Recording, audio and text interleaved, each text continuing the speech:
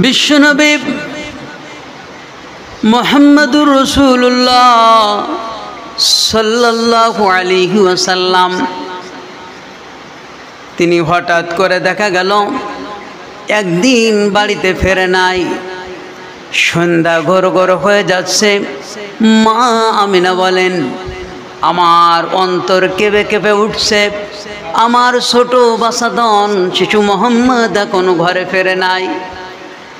সব ছেলেরা তাদের বাড়িতে পৌঁছায় গিয়েছে, কিন্তু আমার প্রিয় মোহাম্মদ এখনো বাড়িতে আসে নাই। কি বিপদ ঘটে গেল? তার পিতা নাই, আমি শুধু তার এখন দেখাশোনার জন্য উপযুক্ত মা। আমি মা কেমন করে সহ্য করতে পারি? আমি অন্ধকারের ভিতর দিয়ে আমার শিশু মোহাম্মদের খোঁজ খবর না নিয়ে পারি না। মা আমিনা বলেন, আমি পাহাড়ি এলাকায় যেখানে মোহাম্মদ প্রতিদিন ছোট ছোট সাথী ভাইদের খেলাধুলো দেখতে যেতেন, ঠিক আমি সেই অঞ্চলে গেলাম এবং দেখতে পেলাম পাথরের একটি খণ্ডের উপরে মুহাম্মদ সাল্লাল্লাহু আলাইহি সাল্লাম কান্নাকাটি করেছে। আমি দূর থেকে ডাক দিলাম, বাবা মুহাম্মদ আয়, আমার কোলে আয়। আমি ডাকার পরেও দেখলাম আমার শিশু মুহাম্মদ আমার কোলে এলো না। আরো কান্না বেড়ে গেল। মা জননী সন্তানের পাগল মা। মা ছাড়াই পৃথিবীতে সন্তানকে এত ভালোবাসে কে? মায়ের কান্দন যাবর জীবন,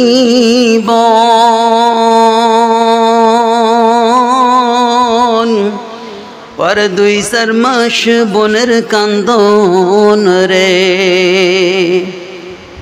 পরিবারের কান্দন কয়েকদিন পর থাকে না।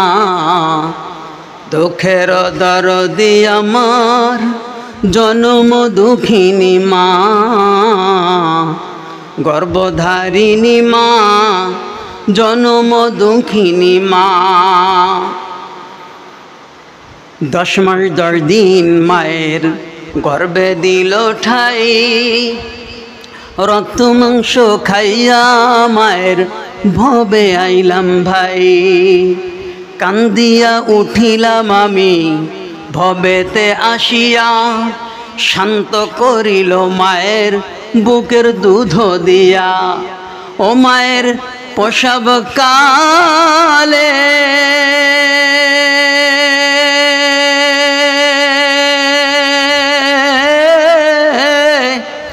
বুক ভেসে যাই নয়ন জলে রে। ও মাই সন্তানের লইয়া কোলে, ও মাই সন্তানের লইয়া কোলে, বলে প্রসব যন্ত্রণা। দুঃখের দরদি আমার জনম দুঃখিনী মা, গর্ভধারিণী মা, জনম দুঃখিনী মা। মায়ের অন্তর কেঁপে কেঁপে উঠল। মা আমিনা বললেন, আমি আমার সন্তানকে নিরাপত্তা দেওয়ার জন্য চলে গেলাম অন্ধকারের ভিতরে। সন্ধ্যা যখন ঘোর ঘোর হয়ে গেছে, আমি মোহাম্মদ বলে ডাক দিই। আমার মোহাম্মদ আরো বেশি কান্না করে।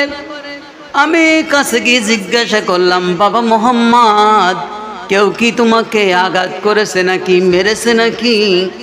আমার শিশু মোহাম্মদ তখন জবাব দিল, মা গো, প্রতিদিন আসি আমার খেলার সাথীদের, যারা আমার সাথী ভাই তারা খেলাধুলো করে, তাদের খেলা দেখি। সন্ধ্যা যখন হতে চলে, প্রতিনিয়ত তাদের বাবা এসে আব্দুর রহিম, আব্দুল কুদ্দুস বলে বলে ডাক দেয়, আর তারা বাবার কোলে উঠে উঠে চলে যায়। আমি তো দেখলাম না, এতদিন আমি আসলাম এই মাঠে। আমার আব্বা একদিন এসে আমাকে মোহাম্মদ বলে ডাক দিতে। মা, আমার কি বাবা নাই আমার বাবা কই? আমাকে তো একদিন মোহাম্মদ বলে কোলে তুলে নিল না মা। বাবা যদি না আসে আমি বাড়িতে যেতে চাই না। এইভাবে করে যখন কান্না করে মা আমিনা বলেন, তোমার বাবার সঙ্গে আমি পরিচয় করে দিব। শিশু মুহাম্মদ সাল্লাল্লাহু আলাইহি সাল্লামকে ডাক দিলেন এবং বুকে নিলেন। বাড়িতে আসার পরে সেই বাইনা কোনো যায় নাই। আব্দুল মুত্তালিবকে বললেন, বাবা তোমার নাতি, তোমার পুতা কাঁদতে থাকে বাবার জন্যে। বাবা না দেখলে তার হবে না, বাবার কাছে পরিচয় করে দিতে চেয়েছি। উম্মে আইমান সাথে দিয়ে বিশ্বনবী সাল্লাল্লাহু আলাইহি সাল্লামের মাকে নিয়ে একই সাথে সেই মদিনার প্রান্তে পাড়ি দেওয়ার জন্যে পাঠিয়ে দিলেন। কিন্তু বাবাকে দেখতে গিয়ে মর্মান্তিক অবস্থা ঘটে গেল। মুহাম্মদ সাল্লাল্লাহু আলাইহি সাল্লাম কিন্তু বাবার কবরের পাশে গিয়ে বাবা বাবা বলে ডাক দেয়। কবরে মাটি যেন কেঁপে কেঁপে ওঠে, মনে হয় যেন আব্দুল্লাহ বের হয়ে আসবে।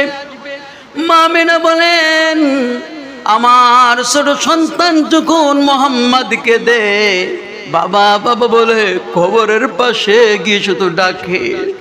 আমার মন ডেকে বলে, আব্দুল্লাহ তার বাবা মনে হয় কবর থেকে মোহাম্মদকে হাত ছানি দিয়ে কোলে নিতে পারলে বুঝি বাঁচে।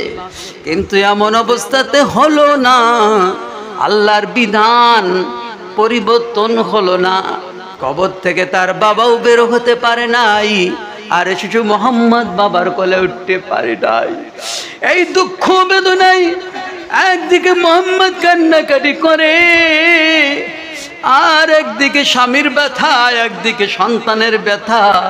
দুই ব্যথা এক জায়গায় হয়ে যায়, আমি সহ্য করতে পারি না। এদিকে দেখা গেল কিছু দূর গিয়ে মা আমিনা নিজেই অসুস্থ হয়ে পড়লেন। আর সেই অসুস্থ অবস্থায় কোনোভাবে একটু কিছু সময় দেরি হলো। তারপরে মা আমিনা ডাক দিয়ে বলেন, উম্মে আইমান রে, আমি বুঝি আর দুনিয়ায় বেঁচে থাকবো না। আমার মন ডেকে বলে, তবে আমার শিশু মোহাম্মদকে তার দাদার কাছে পৌঁছাই দিও, তোমার কাছে আমানত। দে রে দে, শেষবারের মতো দে, আমার বুকের উপরে দে, আমার কলিজার টুকরা আমার কাছে দে। শেষবারের মতো একটু কোলে উঠাইনি, আর বুঝি দুনিয়ায় আর কোনোদিন দেখা হবে না। বাবাকে পরিচয় করে দিতে গিয়ে মুহাম্মদ সাল্লাল্লাহু আলাইহি সাল্লাম মাকেও সেখানে হারিয়ে ফেললেন। এভাবে উম্মে আইমানের কাছে বিশ্বনবী সাল্লাল্লাহু আলাইহি সাল্লাম দায়িত্ব ভারে আবার মক্কায় ফিরে এলেন। মক্কা থেকে মদিনা প্রায় 400 মাইলের পথ। এত পথ অতিক্রম করে যাবেন আর আসবেন। শ্রী মুহাম্মদ সাল্লাল্লাহু আলাইহি সাল্লাম দুজনকে হারালেন, কিন্তু আল্লাহ রাব্বুল আলামিন শ্রী মুহাম্মদ সাল্লাল্লাহু আলাইহি সাল্লামকে তিলে তিলে এই এতিম অবস্থায় লালন করলেন, এতিম অবস্থায় পালন করলেন, এবং নবীজি সাল্লাল্লাহু আলাইহি সাল্লামকে পৃথিবীর কোনো মানুষের কাছে শিক্ষা দীক্ষা দিলেন না। একমাত্র ওহির শিক্ষা বিশ্বনবী সাল্লাল্লাহু আলাইহি সাল্লামের জীবন পরিবর্তন করে দিল, সারা পৃথিবীর মানুষের ভাগ্য পরিবর্তন করে দিল। মুহাম্মদ সাল্লাল্লাহু আলাইহি সাল্লামের পৃথিবীতে যদি মানুষ শিক্ষক হয়, তাহলে সেই দাবি করত যে আমি মুহাম্মাদের গুরু, আমি শিক্ষক, কিন্তু সেটা নয়। বিশ্বনবী সাল্লাল্লাহু আলাইহি সাল্লামের শিক্ষক স্বয়ং আল্লাহ রাব্বুল আলামিন, জিবরাইল আমিনের মারফাত।